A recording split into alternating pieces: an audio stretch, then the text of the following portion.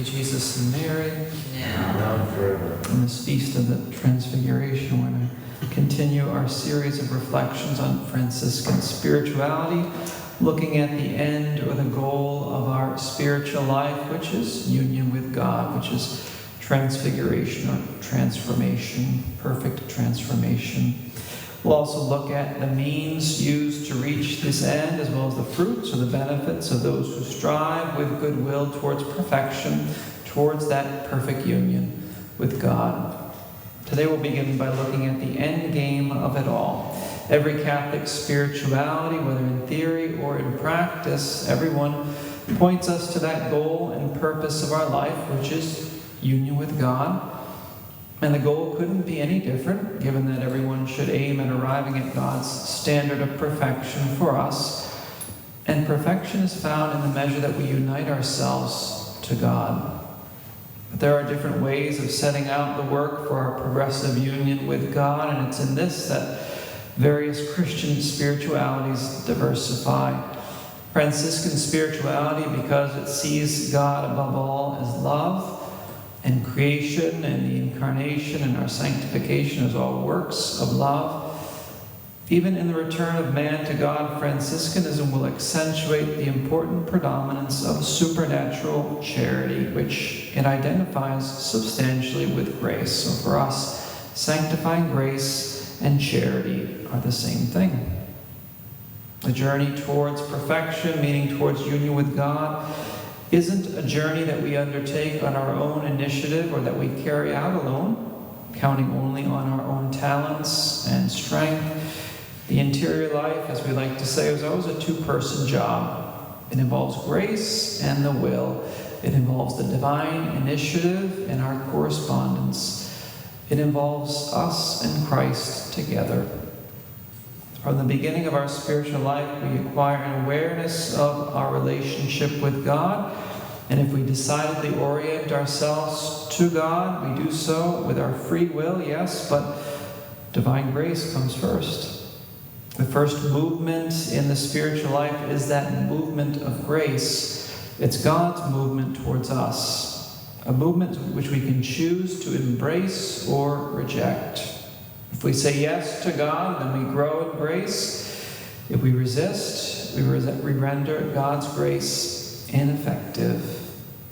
From that first moment, a work of collaboration begins, which doesn't just have two principles on each end, meaning grace from God and free will on our part, but it also has two aspects. One, the passions need to be subjugated, they need to be subdued and tamed. Whatever obstacles there are in us to God's grace need to be overcome and removed. There needs to be renunciation, mortification, saying no to our selfish self. We need to put to death and to fight against the old man, as the apostle calls him in Romans 6:6 and Colossians 3:5. That's one aspect.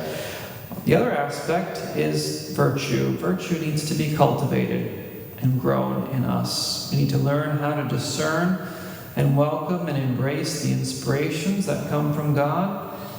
We need to conform ourselves to Christ, unite ourselves to Him, to build up in Him the new man in justice and in charity. So the first of those aspects is called the ascetical part of the spiritual life. The second is called the unitive or the mystical aspect. The first demands mostly negative work, the other positive work. The first requires human effort to overcome our fallen nature corrupted by sin. And the second, in the mystical or the unitive part of the spiritual life, what shines out or stands out or dominates is the initiative of grace, which guides us from the one spiritual high point to another and to another. Grace, however, as we always say, is active and present from the beginning. Even the denying of ourselves and the ascetical practices wouldn't be worth anything and wouldn't benefit us if they weren't sustained by God's grace. Plus, the divine inspirations we receive in the unitive or the mystical stage would remain sterile, like seeds fallen among the rocks, if without goodwill we didn't welcome them and second them by our effort. The way of perfection can be successfully traveled in two ways. One, by primarily looking at ourselves, by measuring the steps that we've taken, the steps that we still need to take, by having a plan of action for going deeper into our faith and growing, which includes what vices we need to combat, virtues we need to acquire. So putting a lot of focus on ourself and on our efforts. Or two, you can travel the way of perfection primarily by having your gaze fixed in another direction, fixed upwards towards Christ, who is the ideal of every perfection. That doesn't mean that we ignore or avoid the efforts that we need to make. With intensity and in various ways, the soul has to be awake and vigilant always, and exercise its will correctly to the end of our life. But from the beginning, we better understand that as indispensable as it is, the will is just a means to which we must have recourse without counting too much on human planning and programs, without trusting too much in our schemes, our schedules, and our routines, which, in their mechanical aridity, don't give a real precise ideal or idea of the spiritual life, as helpful as they are. Spiritual life is a life that's profound and mysterious precisely because it's supernatural, and it's not reducible to standardized formulas or mathematical equations, as disappointing as that might sound to mathematicians and engineers. More than analyzing ourselves, the Franciscan way looks to fall in love with the ideal, with Jesus. And in the powerful supernatural attractiveness that he exercises over us, we find the strength to overcome the obstacles that nature places in the way of that road of perfection. And even at the beginning, the ascetical work is placed in relation to the scope that it aims at, which is destroying what's bad in us in order to build up what's good. Renouncing oneself in order to conquer oneself. By renouncing so that Christ will triumph in me, essentially.